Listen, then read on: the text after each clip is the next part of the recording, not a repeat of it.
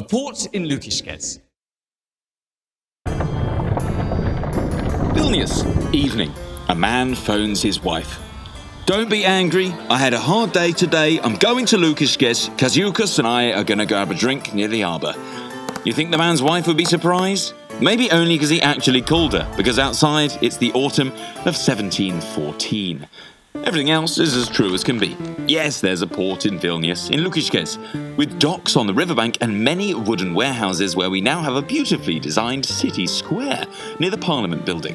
Lukiškės harbour operated for nearly 400 years, up to the mid-19th century. Of course, it wasn't as powerful as Amsterdam or Genoa, but a multitude of all kinds of boats sailed from and through Vilnius every year, many more than the number of sailboats passing through nowadays. Lukiškės received rowboats and 30-metre longboats able to carry as much as the things we know today as trucks or lorries, and sometimes fūros in Lithuanian. The old boats had interesting names too. Vicin, riverboat, strug, river barge, skuta, flat-bottomed punt. They were all pretty simple things, only some had a single sail, while most boats did fine with just oars and a rudder. Boats were made with a flat bottom, since the draft in the summer could never be more than half a metre, so the boats looked like they were skimming along the surface of the water. Until the mid-19th century, when trains began to become popular in Lithuania, rivers were the most effective means of transportation, since the season lasted 9 months on average.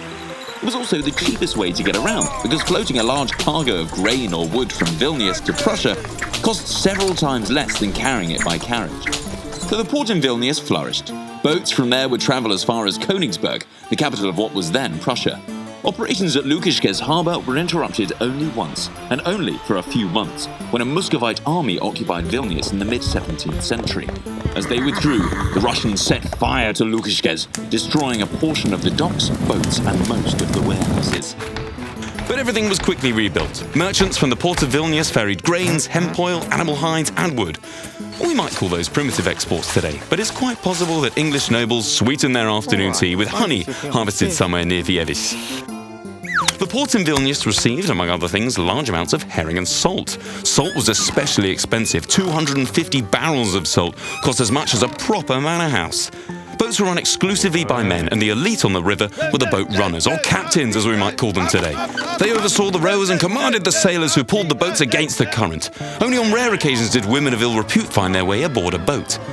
Riverboat men liked their drink, usually vodka or beer, but they began every day with a prayer.